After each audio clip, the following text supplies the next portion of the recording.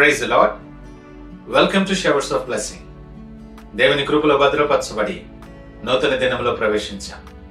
ఈనాటి దేవుని వాగ్దానం, నీవు నీరు కట్టిన తోటవలెను, ఎప్పుడునూ ఉబ్బుకుచుండు నీటి ఊటవలెను ఉండెదవు. You will be like a well watered garden, like a spring whose waters never fail. యెషయా గ్రంథం 58వ అధ్యాయం 11వ వచనం. Praise God. ఈ నూతన దినములు దేవుడు మీ కొరకు సిద్ధపరిచిన ప్రతి దీవెన ఆకాశపు వాకిళ్లు విప్పి మీ మీద కురుమరించునుగాక. మరి యొక్క నూతన దినాన్ని ఆరంభిస్తున్న నేపథ్యంలో ప్రేమ కలిగిన వాగ్దానము ద్వారా దేవుడు మనల్ని దర్శిస్తూ ఉన్నాడు. ఈ నూతన దినములో దేవుడు మనతో మాట్లాడుతున్న ఈ మాటలు మన జీవితంలో ఆత్మీయంగా, శారీరంగా, ఆర్థిక పరంగా, సామాజిక పరంగా కూడా ప్రతి రంగములో కూడా ఇవి వర్తిస్తాయి. నీరు లేనటువంటి తోట ఎండిపోయి తన పచ్చదనాన్ని కోల్పోతుంది. కానీ నీరు కట్టిన తోట ఎప్పుడు కూడా తాజాదనంతో, పండ్లతో, పూలతో, నీడతో నిండి ఉంటుంది. సరిగ్గా ఇలాగే విశ్వాస జీవితం కూడా దేవుని సన్నిధి నుండి వచ్చే జీవజలముతో నిండి ఉంటే అది ఎప్పటికీ ఎండిపోదు. ఏ కొదువ ఆ జీవితంలో ఉండదు. నెమ్మది, సమాధానం, సంతోషముతో నింపబడి ఉంటుంది. అందుకే పితరుడైన దావీదు మాట్లాడుతున్నాడు, యెహోవా ధర్మశాస్త్రమందు ఆనందించువాడు నీటి కాలువల యోరన నాటబడిన వృక్షము వంటివాడై తగిన కాలమందు ఫలమిచ్చు చెట్టు వలె ఉండును అని లేఖన భాగం మాట్లాడుతూ ఉంది. ఆ ప్రకారమే ఎప్పుడునూ ఉబ్బుకుచుండు నీటి ఊట వలె ఉంటావని దేవుడు మాట్లాడుతున్నాడు. ఊట అనేది ఆగిపోదు, అది ఎండిపోదు, నిత్యము అది ఉబ్బుకుతూనే ఉంటుంది. దేవుని వాగ్దానం కూడా అలాంటిదే. ఆయన మనలో ఆత్మీయమైన జీవ ఊటను ఉబ్బికింపచేస్తాడు. యోహాను సువార్తలో యేసయ్య మాట్లాడుతూ, ఎవడు నా యందు విశ్వాసముంచెనో వాని హృదయములోండి జీవ నదులు ప్రవహించను అని మాట్లాడుతున్నాడు. ఈ మాటలు వింటున్న ప్రియ దేవుని జనాంగమా, ఈ వాక్యము నీ హృదయాన్ని తట్టుచు ఉన్నట్లయితే ఒకసారి ఆలోచన చేద్దాం. మన హృదయం ఎండిపోతే, మన జీవితం ప్రార్థనలో బలహీనమైపోతే, వాక్యములో ఆసక్తి తగ్గిపోతే మన విశ్వాస జీవితం బలహీనమైపోతుంది. ఈ వాక్యం మనలో ఒక ఆత్మీయమైన పునరుజ్జీవాన్ని కలుగు చేస్తుంది సుమా. ఇది గ్రహించాలి.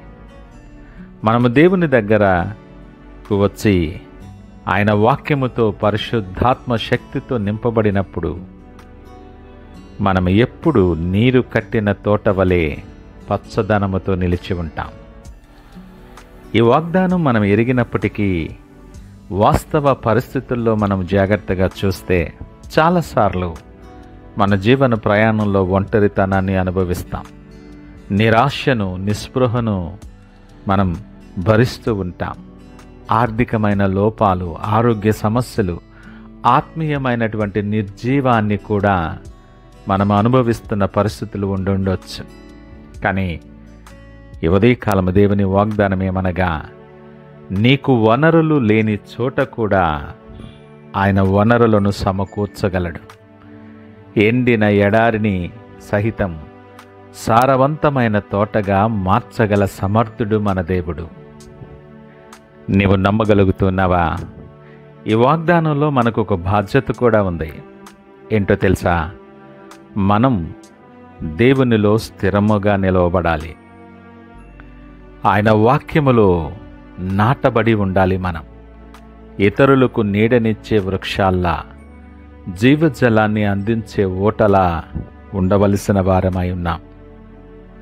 నీ సిద్ధబాటు ఈ రీతిగా ఉన్నప్పుడు దేవుడు మనకిస్తున్న వాగ్దానం చాలా స్పష్టంగా ఉంది.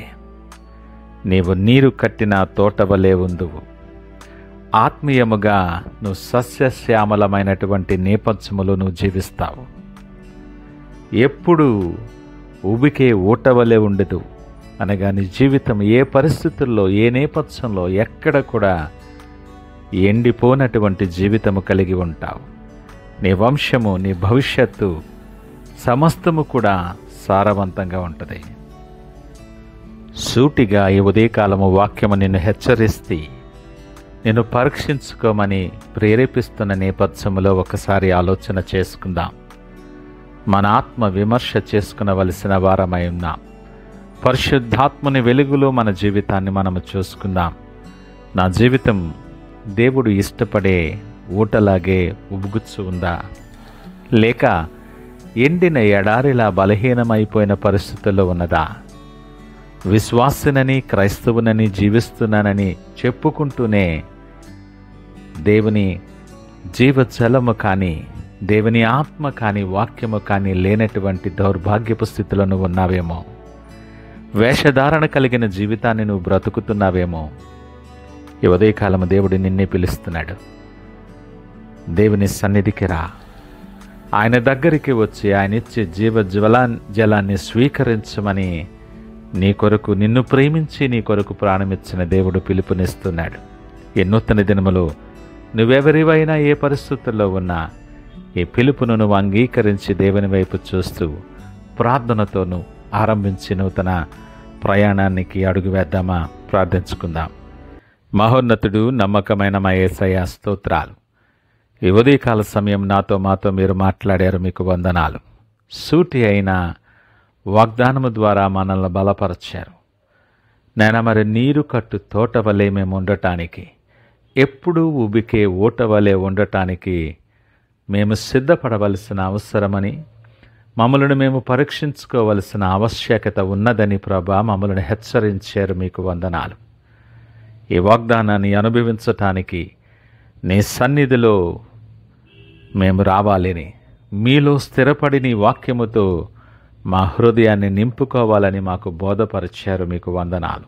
ఆ ప్రకారముగా నీకిష్టమైన బిడలుగా మమ్మలను మార్చి, మా ప్రతి అడుగు బలపరిచి, ప్రతి ఆలోచన స్థిరపరిచి, మీరే మహిమ, ఘనత, ప్రభావాలు పొందుకోమని యేసు పరిశుద్ధ నామమున అడుగుచున్నాం తండ్రి.